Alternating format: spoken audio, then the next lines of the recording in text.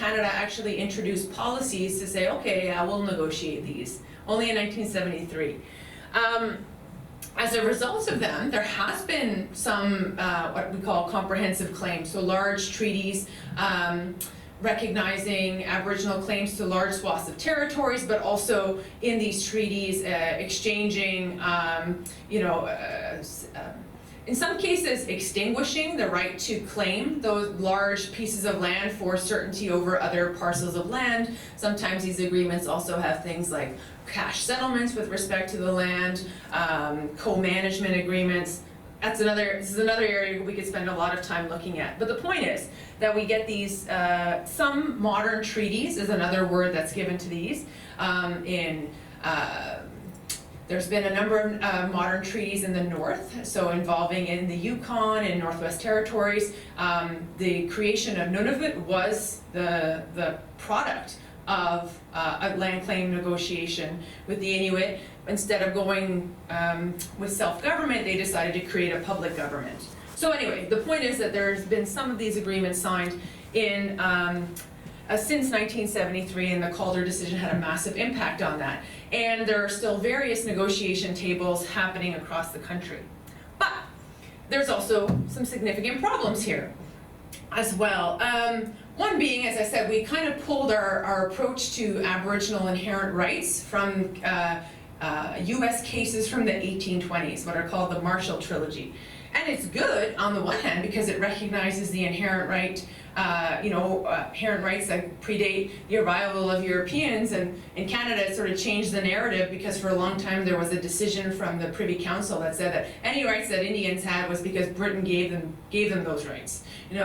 Talking about the Royal Proclamation and some other things.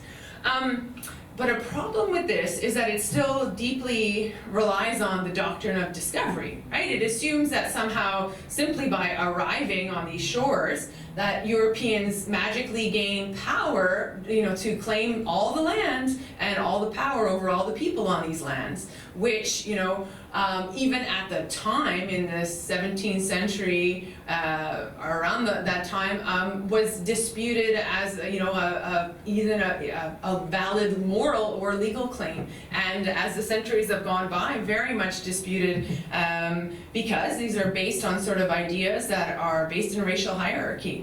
The doctrine of discovery came along to supplement the doctrine of terra nullius that existed in international law. The doctrine of terra nullius says that a power, European powers, going across the globe, discovering new places, if it comes upon a new place and there's nobody there, they're entitled to claim all the land. Just like that.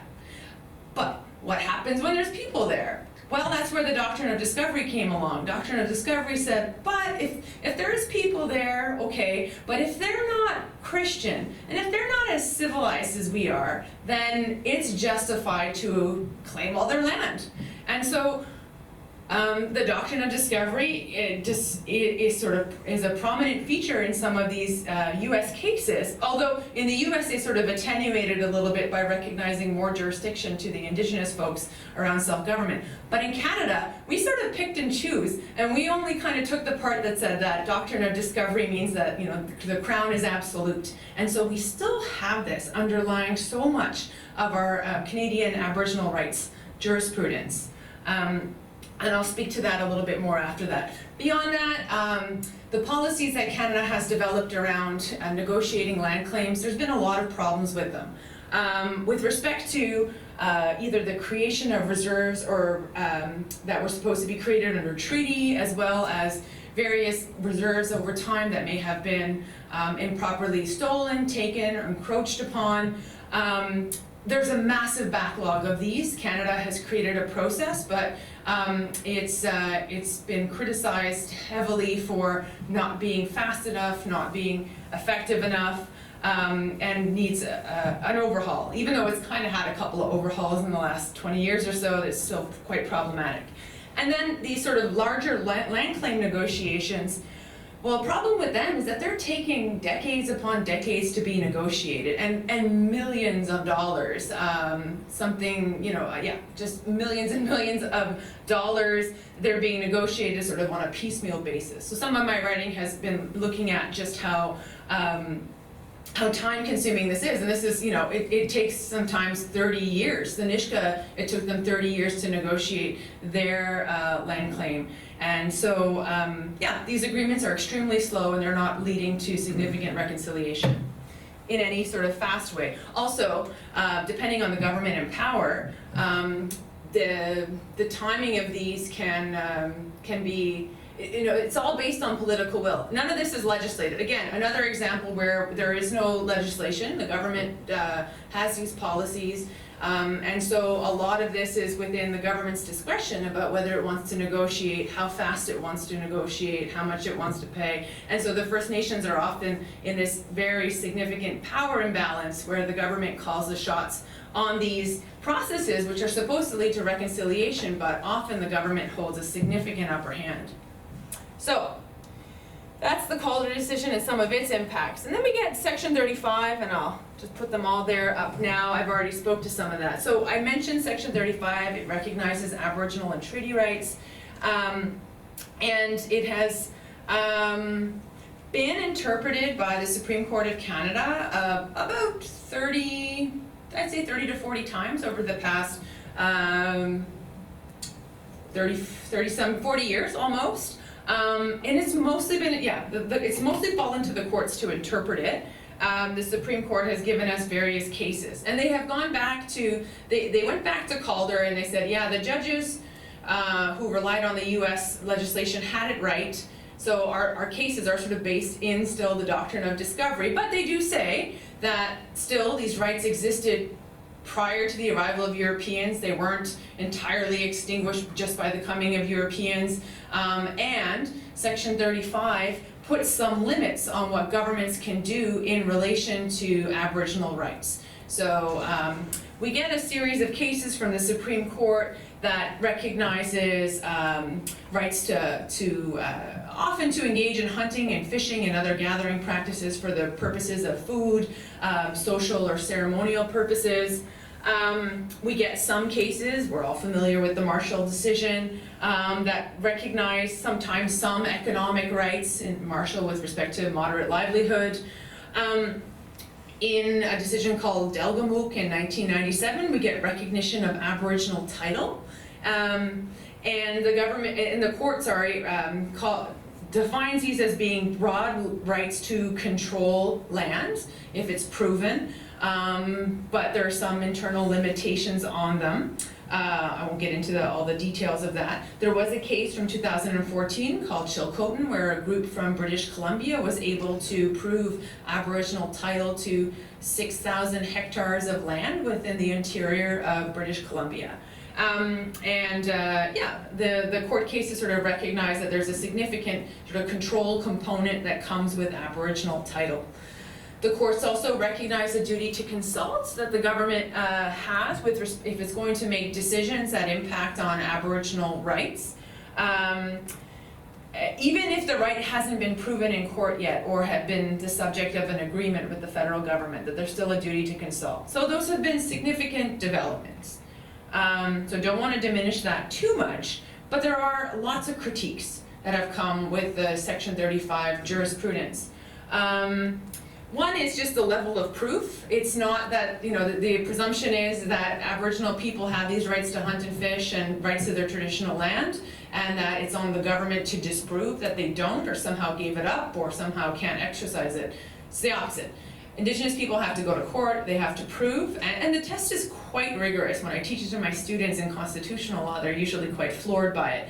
But for example, if I want to prove that I have a right to hunt, or any other activity, even the right to self-government sort of has to be proven with respect to this test. But essentially you have to show that your ancestors engaged in a practice prior to contact, so prior to the arrival of Europeans, and that practice was integral to the distinctive culture of your group.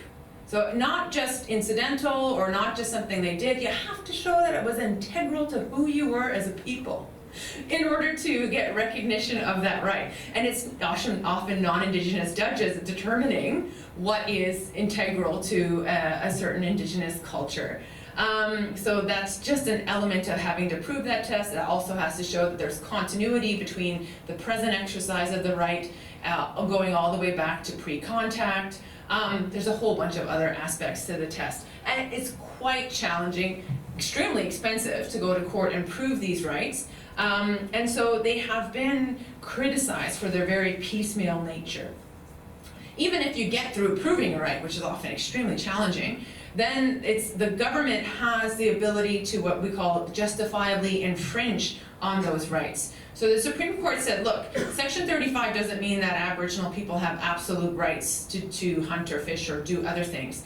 The government can infringe on those rights, and the court gives us a test for how that's supposed to happen. There's still some expectations or onus on government. The government has to show things that, you know, it has an important reason for impacting or infringing these rights, that that it met its fiduciary duty, and that it considered less infringing ways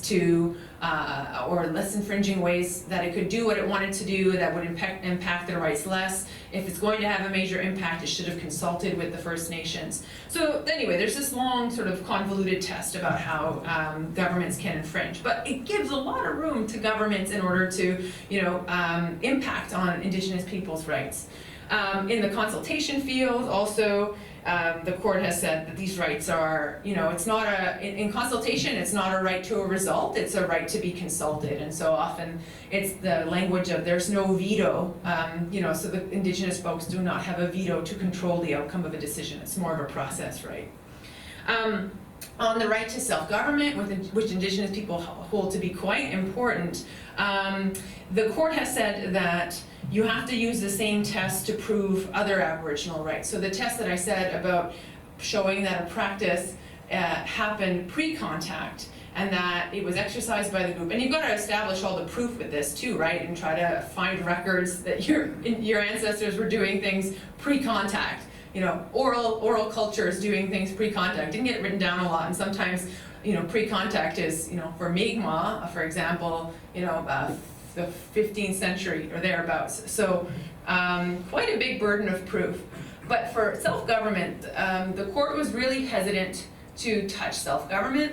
In a case it had in 1996, it said, we're not even going to decide specifically whether Section 35 includes self-government. But if it does, you got to use the same test. You got to show that it was a practice done pre-contact that was integral and distinctive to that specific society, and it has to be very narrowly circumscribed.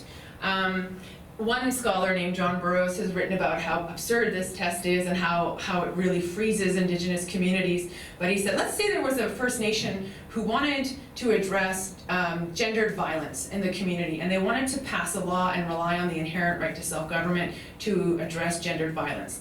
They would have to prove that violence in their community was so expansive. Violence against women was just something that happened with such a degree that it made it something that made it distinctive to the culture, you know, which is absurd. He said, why would a community go to court to embarrass itself in that way? But they would have to prove that it was that violence against women was integral to the culture in order then to be able to regulate violence against women today. And it just makes no sense. But that's sort of the law that we are stuck with currently, which really doesn't provide any real modicum of control to Indigenous people over their lives. So this has been a really huge issue. And with all of this case law as well, it's fallen to the court, so Indigenous people have to go to court. The burden of proof falls on them. And so all of these cases come with a significant high cost of litigation. You know, I've litigated for 10 years or so, and I mean, you know, cases aren't cheap, and so, you know, if you wonder why there isn't a lot of case law, I mean, there is some case law, but it is, yeah, significantly challenging in bringing these matters to court. So that's Section 35, and the TRC report actually said that Section 35 is not achieving reconciliation.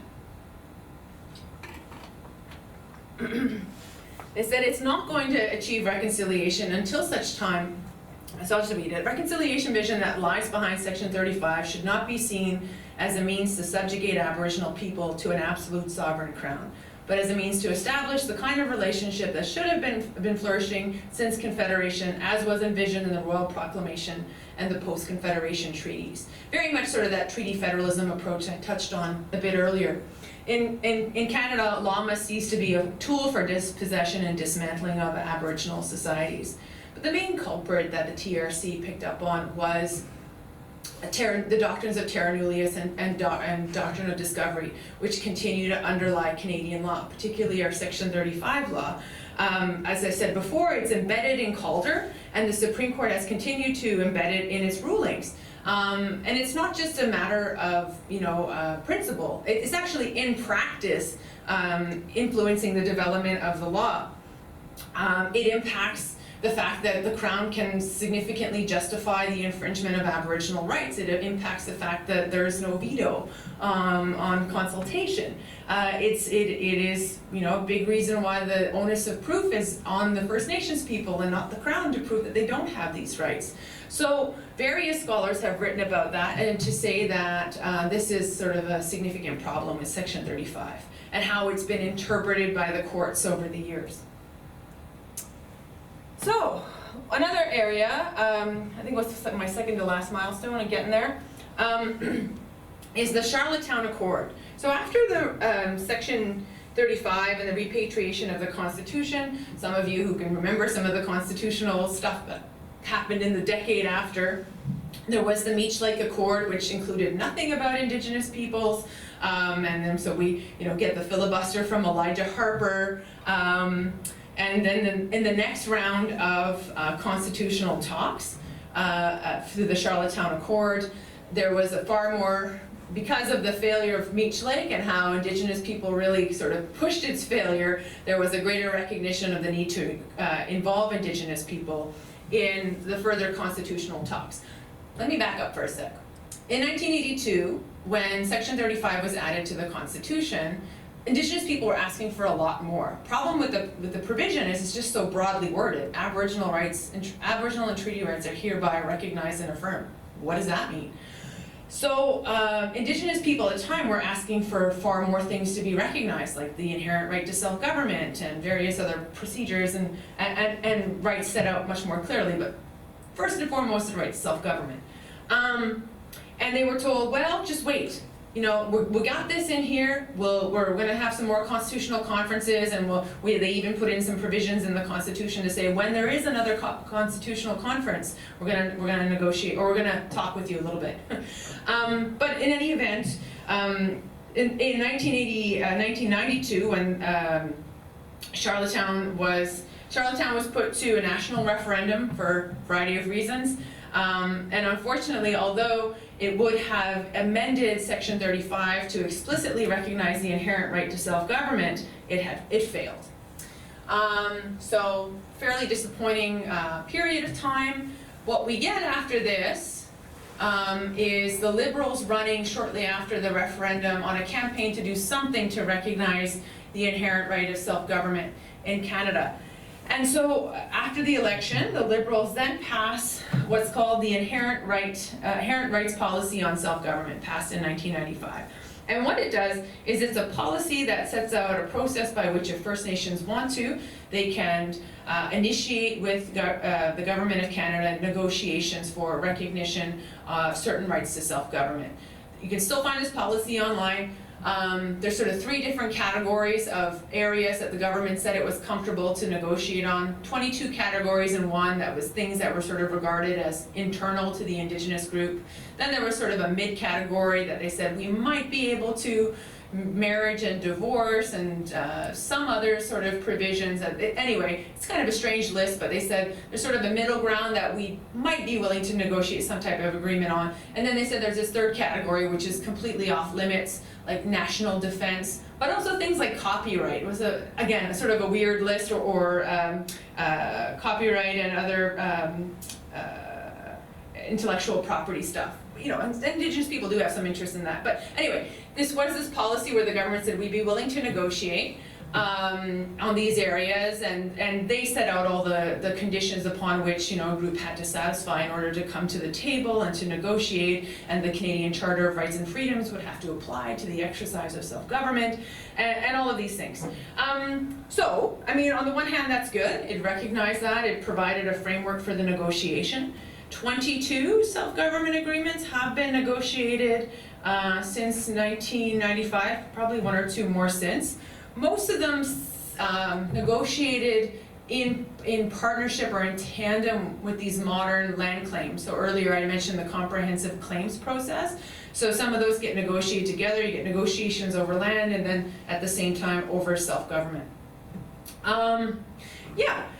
But some of these are more self-standing ones. One of the earliest ones was here in Nova Scotia, if you didn't know that, but only on a specific area. The Mi'kmaq Nova Scotia signed it's called a sectoral self-government agreement over education on reserve back in 1999.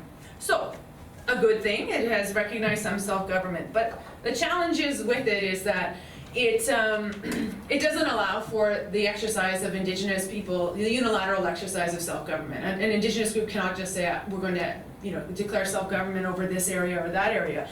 They have to negotiate with the government, often for a very long period of time. And the process, like the other negotiation processes I mentioned earlier, are slow they're only benefiting those who are able to kind of stick at the table and stick it out. And again, this is an area where there is no law. It's a policy of the federal government, and again, that it gives them a lot of the upper hand and a lot of discretion. And so what we are seeing as a result of that is not a lot of First Nations exercising self-government. And for a lot of Indigenous groups in Canada, that's the most important right that they want to be able to exercise. Of course, there's big issues on land as well and sharing of resources, and I think they're all intertwined, but the ability to control their destinies after, about a century and a half of having almost everything determined for them and decided for them and controlled is a really important right.